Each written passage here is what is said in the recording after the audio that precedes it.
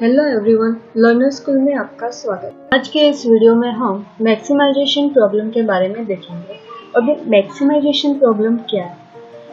जब भी हम ट्रांसपोर्टेशन प्रॉब्लम की कोई भी मेथड से सम सॉल्व करते थे तब वो हमें कॉस्ट टेबल दिया हुआ रहता था, पर मैक्सिमाइजेशन प्रॉब्लम में हमें प्रॉफिट टेबल दिया हुआ होगा।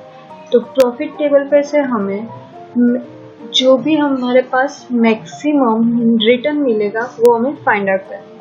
वो हम कैसे करेंगे वो हम स्टेप बाय स्टेप देखेंगे और हम इसका प्रैक्टिकल सम भी सॉल्व करेंगे। उम्मीद है कि आज का मेरा वीडियो आपको पसंद आएगा। अगर पसंद आए तो उसको लाइक और सब्सक्राइब करना न भूलें और साथ ही में अपना नोटिफिकेशन बेल दबा दें जिससे कि आपको मेरे नए नए वीडियो मिलते रहे। तो हम मैक्सिमाइजेशन प्रॉब्लम के जो मैंने स्टेप यहाँ पे लिखे हुए हैं वो हम एक बार देख लेते हैं। सबसे पहला स्टेप है मैक्सिमाइजेशन प्रॉब्लम को हमें मिनिमाइजेशन प्रॉब्लम में ट्रांसफर करना है। उसके बाद हमें फिजिबल सॉल्यूशन से फाइंड आउट करना है। अब फिजिबल सॉल्यूशन मतलब हम ट्रांसपोर्टेशन प्रॉब्लम की कोई भी मेथड का यूज कर सकते हैं। जो भी हमें क्वेश्चन में दिया हुआ है वो हमें लेना है, और अगर क्वेश्चन में कुछ भी नहीं दिया हुआ तो हमें वोगल्स मेथड का यूज करना है। उसके बाद स्टेप 3 है हमारा, हमें क्वेश्चन में देखना है कि क्वेश्चन में हमें क्या पूछा गया है। अगर क्वेश्चन में ऐसा पूछा हुआ है कि फाइंड आउट द प्रॉफिट और नेट रिटर्न, तो हमारे पास जो मैक्सिमाइजेशन प्रॉफिट का टेबल है उसमें से हमने जो अलोकेशन फाइंड आउट किए हैं उसको हमें मल्टीप्लाई करने हैं। और अगर हमें क्वेश्चन में बोला गया है कि फाइंड आउट ट्रांसपोर्टेशन कॉस्ट, तो जो हमने मिनिमाइज का टेबल फाइंड आउट किया था उससे हमें अलोकेशन को मल्टीप्लाई करना है। अब यहाँ पे मैंने क्वेश्चन दिया हुआ है। क्वेश्चन है there are three factory in three cities A, B and C. City A, B and C of a company which supply goods to 4 dealers D1, D2, D3 and D4. Okay. The production capacity of this factory are 1700 and 900. ये जो हमारी production capacity है वो हमारी supply होगी 1700 and 900। फिर उसके बाद हमें बोला गया है the requirement from the dealers are 900, 800 and 500 and 400 units. तो ये हमारी सप्लाई डिमांड होगी। ये जो हमारी रिक्वायरमेंट है वो हमारी डिमांड होगी और ये 1700 एंड 900 है ये हमारी सप्लाई होगी। उसके बाद बोला है per unit return excluding transportation cost. क्या बोला है यहाँ पे? Per unit return excluding transportation cost are ₹8, 7 and 9। Okay, हमारे पास जो पर यूनिट रिटर्न होगा उसमें हमें कॉस्ट को इंक्लूड नहीं करना है, तो हमारा रिटर्न कितना होगा 8, 7 and 9 at the three factory. The following table gives the unit transportation cost. अब हमें यहाँ पे क्या है, ये जो टेबल दिया हुआ है वो हमारा कॉस्ट टेबल है और ये हमें दिया गया है रिटर्न। नेट रिटर्न नहीं है, ये सिर्फ रिटर्न है हमारा। ओके, फिर हमें क्या फाइंड आउट करना है? Obtain maximum net return. Net return मतलब क्या होगा? जो हमारा पर यूनिट रिटर्न है उसमें से हमें कॉस्ट माइनस करनी रहेगी। जब भी हम कॉस्ट माइनस करेंगे तो हमें नेट रिटर्न मिल जाएगा। और एक और बात, अगर हमें प्रॉफिट हो तो हमें क्या करना है? प्रॉफिट हमेशा हमारा मैक्सिमम होना चाहिए और अगर कॉस्ट हो तो वो हमारी मिनिमम कॉस्ट होनी चाहिए, वही हमारा ऑप्टिमम सॉल्यूशन होगा। अब यहाँ पे हमें कौन सी मेथड यूज करनी है वो हमें नहीं बोला गया, इसलिए हम यहाँ पे वोगल्स मेथड का यूज करेंगे। इसका हम सॉल्यूशन देखते हैं। तो सबसे पहले हमें क्या करना है, जो हमारे पास कॉस्ट टेबल था और पर यूनिट रिटर्न दिया हुआ था उससे हमें net return table find out करना है। तो यहाँ पे हमारे पास था पर यूनिट रिटर्न 8, 7 and 9। तो हमें क्या करना है, यहाँ पे जो 8 था उसको पहले रो से माइनस करना है, 7 है वो दूसरे रो से और 9 है वो तीसरे रो से। जैसे कि यहाँ पे 8 - 2 = 6, 8 - 2 = 6, यहाँ पे भी 8 - 2 6, 8 - 4 4, वैसे यहाँ पे 7 minus 3 is equal to 4, 7 minus 5 is equal to 2। तो उस हिसाब से मैंने यहाँ पे ये टेबल फाइंड आउट किया है। 6 6 6 4 4 2 4 5 5 6 7 एंड 8। ओके, तो हमारा net return is equal to per unit return minus जो हमारा कॉस्ट है वो पर यूनिट कॉस्ट। उसके बाद हमें क्या करना है, प्रॉफिट टेबल को कॉस्ट टेबल में कन्वर्ट करना है। अब यहाँ पे मैंने कॉस्ट टेबल में कन्वर्ट क्यों किया, क्योंकि हमारे पास ट्रांसपोर्टेशन प्रॉब्लम की जो भी मेथड है वो हमारे पास कॉस्ट मेथड है, इसीलिए हमने सबसे पहले इसको कॉस्ट में कन्वर्ट किया। अब कॉस्ट में कन्वर्ट कैसे करेंगे, तो यहाँ पे जो हमारे पास नेट रिटर्न टेबल था उसमें से हमें मैक्सिमम फाइंड आउट करना है। मैक्सिमम रिटर्न कहाँ पे आ रहा है, तो यहाँ पे 8 पर यूनिट नेट रिटर्न ज़्यादा है, मतलब मैक्सिमम है। तो हम क्या करेंगे, 8 से ये सब सेल की वैल्यू को माइनस करेंगे। जैसे कि यहाँ पे 8 minus 6 is equal to 2, 8 minus 6 is equal to 2, यहाँ पे भी 2, 8 माइनस 4 इज इक्वल टू 4, यहाँ पे 8 minus 4 is equal to 4, 8 minus 2 is equal to 6, 8 minus 4 is equal to 4, 8 minus 5 is equal to 3। तो वैसे हमें यहाँ पे कॉस्ट टेबल मिल जाएगा। अब जब हम कॉस्ट टेबल फाइंड आउट करते हैं तब हमें देखना है डिमांड और सप्लाई दोनों की वैल्यू सेम है या नहीं। अगर सेम नहीं है तो ये हमारा इम्बैलेंस प्रॉब्लम है, तो उसको हमें बैलेंस करने के लिए डमी रो या डमी कॉलम ऐड करनी पड़ेगी। तो यहाँ पे हमारे पास बैलेंस प्रॉब्लम है, तो हम सीधे ही यहाँ पे वोगल्स मेथड यूज करेंगे। तो वोगल्स मेथड यूज करने के लिए सबसे पहले हम मिनिमम वैल्यू देखेंगे। फर्स्ट रो में हम मिनिमम वैल्यू देखेंगे, तो यहाँ पे 2 है, नेक्स्ट मिनिमम वैल्यू है 2, मतलब 2 माइनस 2 इज इक्वल टू 0। फिर यहाँ पे मिनिमम वैल्यू 3, उसके बाद next minimum value 4, 3 minus 4 is equal to 1, 0 minus 1 is equal to 1। वैसे ही हम कॉलम में देखेंगे तो 2 minus 3 is equal to 1, 2 minus 2 is equal to 0, 1 minus 2 is equal to 1, 0 minus 3 is equal to 3। तो यहाँ पे हमारे पास मैक्सिमम डिफरेंस है 3 में। तो हम क्या करेंगे, जहाँ पे हमारा मैक्सिमम डिफरेंस आया है उसको हम उस सेल में देखेंगे।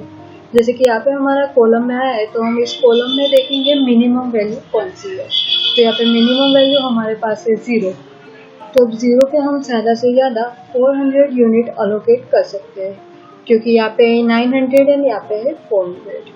इसलिए जब भी हम 400 यूनिट अलोकेट करेंगे 0 पे तो हमारी डिमांड सेटिस्फाई हो जाएगी और सप्लाई में अभी भी 500 यूनिट बचेंगे।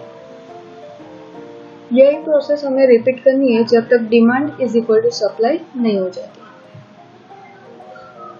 अब हमें डिफरेंस 2 ढूंढना है, तो उसमें ये वाली D4 की कॉलम पूरी कैंसिल हो चुकी है। तो अब हमें देखना है 2 minus 2 is equal to 0, 4 minus 4 is equal to 0, 1 minus 2 is equal to 1। उसके बाद यहाँ पे कॉलम में हम देखेंगे 2 minus 3 is equal to 1, 2 minus 2 is equal to 0, 1 minus 2 is equal to 1।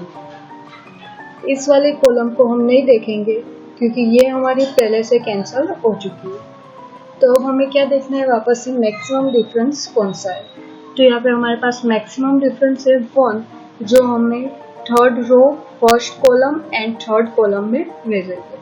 तो जब भी हम मैक्सिमम वैल्यू फाइंड आउट करें, जब भी हम डिफरेंस में मैक्सिमम वैल्यू फाइंड आउट करें वो सेम है, तो हमें टेबल में देखना है कि मिनिमम वैल्यू कौन सी है। तो यहाँ पे फर्स्ट कॉलम में मिनिमम वैल्यू है 2, यहाँ पे थर्ड कॉलम में मिनिमम वैल्यू है 1 एंड थर्ड रो में मिनिमम वैल्यू है 1। तो अब यहाँ पे हमें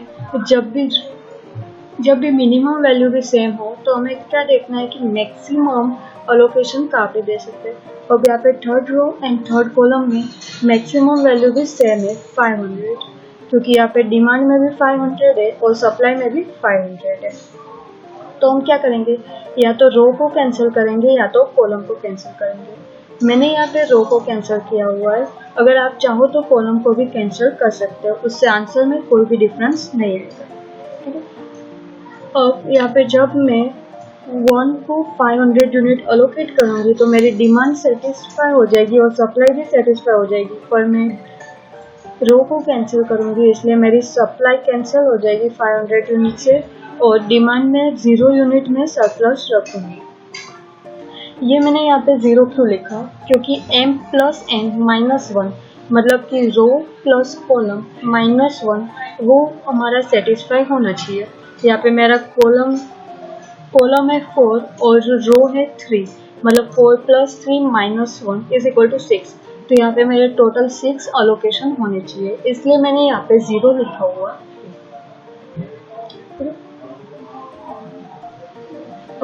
अब उसके बाद हमें वापस से डिफरेंस ढूंढना है, तो यहाँ पे 2 minus 2 is equal to 0, 4 minus 4 is equal to 0 और रो कैंसिल हो गई इसलिए यहाँ पे डैश। अब हम कॉलम में देखेंगे तो 2 minus 4 is equal to 2, 2 minus 6 is equal to 4, 2 minus 4 is equal to 2। तो यहाँ पे कॉलम हमारी कैंसिल हो गई थी इसलिए डैश। तो यहाँ पे हमारे पास मैक्सिमम डिफरेंस है 4, उसमें मिनिमम वैल्यू है 2, तो 2 में हम 800 यूनिट अलोकेट करेंगे और जब भी हम 800 यूनिट अलोकेट करेंगे तो हमारी डिमांड सेटिस्फाई हो जाएगी और सप्लाई में अभी भी 200 यूनिट सरप्लस बचेंगे। यहाँ पे हमारी कॉलम कैंसिल हो जाएगी। उसके बाद हमें वापस से डिफरेंस फाइंड आउट करना है, तो यहाँ पे 2 minus 2 is equal to 0, 4 minus 4 is equal to 0। हमारी ये रो कैंसिल हो गई थी इसलिए यहाँ पे डैश और यहाँ पे कॉलम में 2 minus 4 is equal to 2, column cancel हो गई थी इसलिए dash, 2 minus 4 is equal to 2 and column cancel हो गई थी इसलिए डैश। तो अब यहाँ पे हमारे पास मैक्सिमम वैल्यू है 2, जो first column and third column दोनों है। तो अब हमें क्या देखना है, यहाँ पे मिनिमम वैल्यू कौन सी है। तो फर्स्ट कॉलम में है 2 और थर्ड कॉलम में भी है 2। तो अब हमें क्या देखना है, मैक्सिमम यूनिट हम कहाँ पे अलोकेट कर सकते हैं। तो फर्स्ट कॉलम में हम ज़्यादा से ज़्यादा 200 यूनिट अलोकेट कर सकते हैं और थर्ड कॉलम में हम 0 यूनिट अलोकेट कर सकते हैं। तो यहाँ पे ज़्यादा हम कर सकते हैं फर्स्ट कॉलम में यूनिट अलोकेट, इसलिए मैंने यहाँ पे फर्स्ट कॉलम है उसको मैंने कंसिडर किया। तो 2 इंटू 200 मतलब 200 यूनिट मैंने यहाँ पे अलोकेट कर दिए। जब भी हम यहाँ पे 200 यूनिट अलोकेट करेंगे तो हमारी सप्लाई सेटिस्फाई हो जाएगी और डिमांड में अभी भी 700 यूनिट सरप्लस बचेंगे। अब हमारे पास सेकेंड रो ही बची है जिसमें वैल्यू है 4 एंड 4 और सप्लाई में हमारे पास 700, डिमांड में हमारे पास 700। तो मैं यहाँ पे डायरेक्टली 4 पे 700 रख दूँगी जिससे कि मेरी डिमांड एंड सप्लाई दोनों सेटिस्फाई हो जाएगी और यहाँ पे जो 4 बचा उस पर मैं 0 रख दूँगी, तो जिससे मेरे पास m प्लस n माइनस 1 की कंडीशन सेटिस्फाई हो जाएगी। मैंने यहाँ पे 4 पे 700 रखे हैं और यहाँ पे 4 पे 0, जो मैंने आपको आगे बताया था। अब यहाँ पे m प्लस n माइनस 1 मतलब 4 column plus 3 row minus 1, 4 plus 3 minus 1 is equal to 6। तो यहाँ पे मेरे पास 6 अलोकेशन है, 1, 2, 3, 4, 5 एंड 6।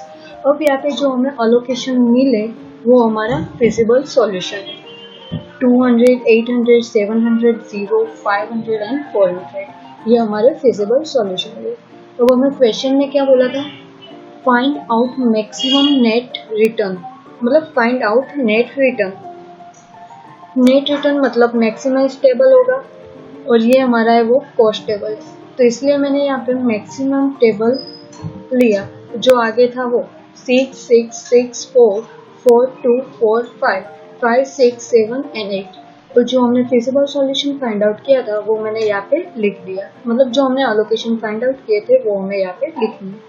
और हमें नेट रिटर्न ढूंढने के लिए पर unit return into total unit,